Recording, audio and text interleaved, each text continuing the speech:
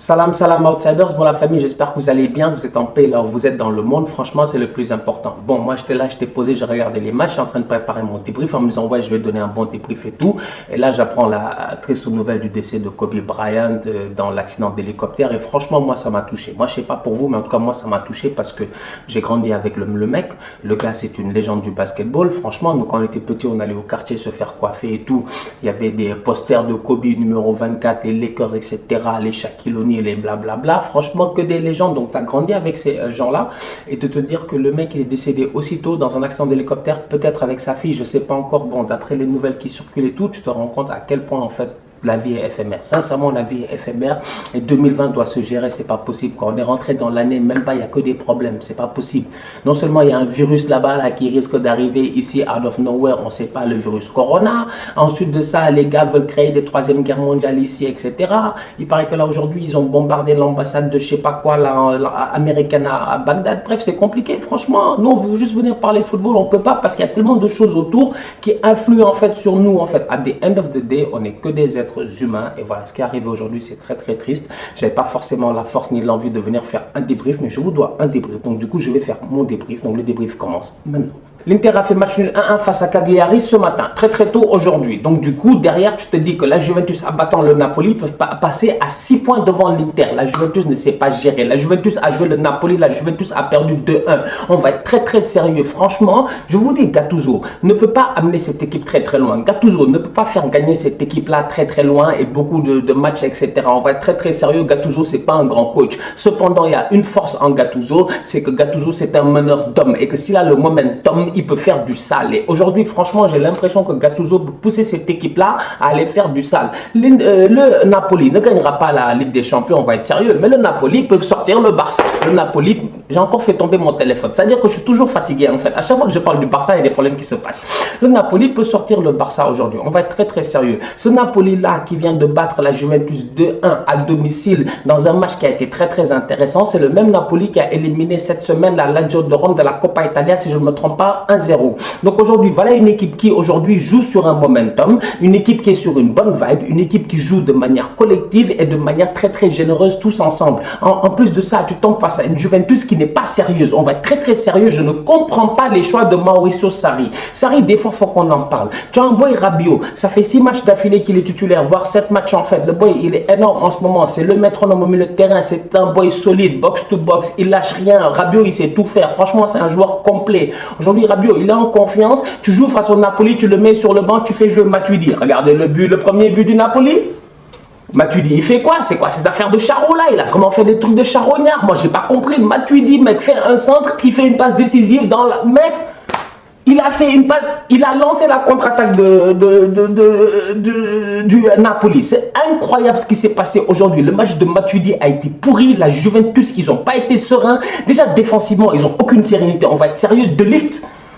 On va être très très honnête quand même. De Ligt, nous tous on l'aime bien, on a un capital sympathie pour le petit parce que le petit il est talentueux, mais le De Ligt de l'année passée c'est pas celui de cette année sous Sarri. Donc aujourd'hui franchement cette Juventus là qui va aller jouer face à Lyon, moi je me dis à un moment donné, oui il y a le facteur Cristiano Ronaldo parce qu'il a claqué aujourd'hui 8 buts en 8 matchs etc. Le boy il est chaud, vous avez vu son but est magnifique, franchement le petit truc là son but est magnifique. Bref, Cristiano Ronaldo est en forme en ce moment, mais Cristiano Ronaldo à lui tout seul ne peut pas porter la Juventus de Turin. Il va falloir que Mauricio Sarri fasse mieux, qu'il règle son Sarribo là parce qu'on en a marre de voir la Juve jouer, gagner, mais mal jouer. Le grand perdant de cette journée-ci, c'est l'Inter. Franchement, ils avaient l'occasion de revenir à un point de la Juventus et battaient Cagliari. Le problème, c'est que Cagliari est un adversaire qui, techniquement, sur le papier, n'est pas un adversaire facile parce qu'on sait que c'est une bonne équipe cette saison, mais Cagliari est en méforme en ce moment. Ils sont sur 4 matchs, 4 défaites d'affilée en Serie A. Ils arrivent face à l'Inter, ils s'en sortent 1-1. Grâce à qui? Raja Nainggolan. Encore une fois, voilà un autre champion. Mais derrière, Lautaro Martinez avait marqué en avance, en premier. Lautaro Martinez qui a claqué quand même son 11e but en 20 matchs cette saison. Le boy, il est au top de sa forme. Sur une passe décisive de qui? De Ashley Young. Forever Young. Franchement, le boy, il a été en forme aujourd'hui. Il a été incroyable, Ashley Young. En toute honnêteté, on va être très sérieux. Heureusement que c'est Lautaro qui marque et pas Lukaku. Parce que un but de Lukaku sur une page de Ashley Young, là-bas à l'Inter, je te dis, les supporters United, ils sont en train de mourir en ce moment. Match nul 1-1 dans le derby de Rome entre la Roma et la Lazio, c'est dommage parce que voilà, encore une fois, quand tu vois que la Juventus a perdu des points, tu vois que la Lazio aurait pu revenir, je ne me trompe pas, même 2 points ou 3 points de la Juventus. Bref, la Lazio avait l'occasion aujourd'hui de passer devant l'Inter. Ils ne l'ont pas fait, ils ont fait match nul face à la Roma. Match très équilibré, match très intéressant. Les gardiens de but, ils ont été nuls, mais ça, c'est pas grave. La seule chose à retenir dans tout ça, c'est quoi? C'est que la Lazio de Rome, ils sont sur une forme extraordinaire. Ils sont en train de revenir en championnat. Les gens disent qu'ils peuvent peut-être aller titiller la Juventus et l'Inter de Milan pour le titre. Le seul problème qu'ils ont aujourd'hui, c'est simple, c'est un problème de banc. La Lazio n'a pas de banc, la Lazio n'a pas d'effectif. Et la Lazio, sur le long terme, à mon humble avis, ça va être difficile de tenir. Valence a battu le Barça hier. Valence-Atalanta Bergame, c'est le match qu'on attend tous en Ligue des Champions. On va être très sérieux. Il y a plein de matchs intéressants en Ligue des Champions. Mais Valence-Atalanta Bergame, que j'avais dit ici que c'est un choc d'Europa League, je m'excuse. Je m'excuse. Valence, c'est des guerriers. L'Atalanta, c'est des outsiders. Ça peut donner qu'un match choc. Franchement, j'ai hâte de voir ce match-là. Parce que l'Atalanta, en ce moment, c'est une puissance offensive. Avec un Papou Gomez extraordinaire. Un Boy Illich là, extraordinaire. C'est-à-dire qu'ils ont une équipe qui est juste magnifique. Tout le monde se gère. Duvan Zapata, j'en parle même pas. Franchement, je vous dis, Atalanta Bergame, Valence en Ligue des Champions, quand tu vois ce que fait l'Atalanta en championnat en ce moment, j'ai trop hâte. Alors qu'en Italie, personne n'a réussi à profiter du faux pas de la Juventus. Le Real Madrid, eux, franchement, ils se sont gérés, tranquillement posés. Les mecs qui sont venus, ils ont gagné 1-0 face à Valladolid dans un match très compliqué, franchement. Mais ça a pris une tête de Nacho en fin de match pour venir sauver les merengues. Et franchement, les merengues, pour la première fois, je pense, depuis très longtemps, parce qu'il me semble que ça fait très longtemps qu'ils sont tous les deux au top de la Liga. Les merengues, ils ont 3 points d'avance sur le Barça. Maintenant, Kike Setien, il va devoir courir derrière Zidane. Et ça, franchement, ça risque de ne pas être facile. Donc, shout out aux merengues. Franchement, match très intéressant. Ils se sont gérés, ils ont bien joué, rien à dire. Et en passant, 10e clean sheet pour Thibaut Courtois en 18 matchs. Franchement, chapeau. Thomas Tuchel a aligné les 4 fantastiques aujourd'hui face à Lille. Franchement, ils ont gagné 2-0. Première défaite de Lille, je ne me trompe pas, en 15 matchs à domicile, un truc comme ça. Lille, quand même, c'est une forteresse. C'est-à-dire que le stade Pierre-Mauroy, c'est quand même un stade, excusez-moi, une forteresse. C'est-à-dire que c'est difficile de battre Lille là-bas. Le Paris Saint-Germain est venu. Effectivement, c'est américain. En France, ils ont gagné 2-0. 2 buts de Neymar. D'ailleurs, il a dédié son but à Kobe Bryant. Respect à lui. Franchement, respect. Bien joué. Tu sens qu'ils ont appris la nouvelle à la mi-temps. Et ça n'a pas dû être facile aussi parce que, bon, il y a même 2 jours, ils étaient dans un match de NBA, là, les Français et tout, là, on les a vus, les Mbappé, etc. On a vu les vidéos circuler, donc voilà, bref, ça n'a pas dû être facile pour eux aussi. Mais tout ça pour dire que, voilà, Tuchel, il s'est géré, parce que Tuchel, il fait jouer les 4 fantastiques. Maintenant, le problème, quand tu fais jouer les 4 fantastiques, bizarrement, quand vous regardez bien, c'est qu'il y en a toujours un qui est under the weather. C'est-à-dire que tu en as 3 qui sont au top, mais il y en a un, ça marche pas. Et bizarrement, aujourd'hui, c'était Di Maria. Tu sentais que vraiment, il n'était pas trop impliqué dans le match, tu sentais qu'il n'était pas à 100% et tout. Aujourd'hui, j'ai l'impression que c'est difficile de vraiment faire fonctionner ces 4-là ensemble. Par contre, en Ligue 1, ça a marché parce que derrière, ils ont gagné 2-0. Au milieu de terrain, Verratti et Ganagay, ils se sont gérés. D'ailleurs, super passe décisive de Verratti sur le premier but de Neymar qui est magnifique.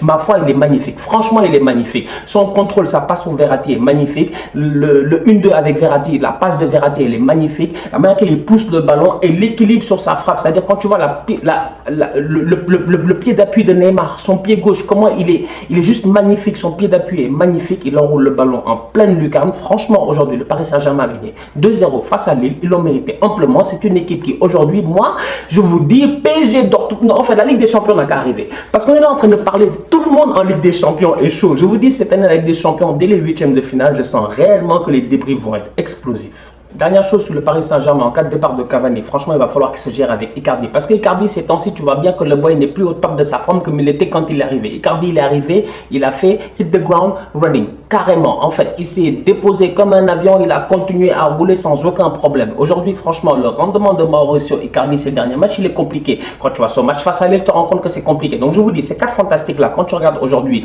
tout à l'heure, j'ai oublié Icardi, mais effectivement, quand tu regardes, tu te dis que Di Maria, il ne fait pas un super bon match. Icardi non plus. Je me dis, quand il va aller en Ligue des Champions, oui, aujourd'hui, en Ligue 1, tu peux te permettre de jouer avec Verratti et Ghana, ça suffit. Mais quand tu arrives en Ligue des Champions, mec, il va falloir que tu rajoutes un 3e mec, que ce soit Herrera ou Paredes, je ne sais pas ce sera qui, mais le boy qui sera en forme devra se rajouter à cela. Parce que franchement, ça risque d'être très compliqué. On va être très sérieux. Cette équipe de Thomas Tuchel là, en fait, il y a trop d'attentes sur eux. Ils n'ont pas le droit d'être là à tergiverser et tout. Là, en Ligue des Champions, Dortmund, ils devront les battre. Et franchement, comme je vous l'ai dit la dernière fois, quand je vois vois ce que Dortmund fait en ce moment, je me dis que ce match-là en tant que tel ne peut être que intéressant. Sinon, il y a eu des matchs de FA Cup, presque tout le monde s'est qualifié, ou du moins la plupart des équipes vont devoir rejouer un deuxième match. Je ne me trompe pas, Tottenham, Liverpool, etc. Arsenal joue demain face à Southampton, je ne me trompe pas aussi. Mais bref, tout ça pour dire que Jesse Lingard a marqué. C'est un événement. C'est un événement. Jesse Lingard a marqué aujourd'hui. J'espère juste que ce n'est pas le prochain Aaron Ramsey. Parce qu'il marque aujourd'hui, on perd derrière Kobe.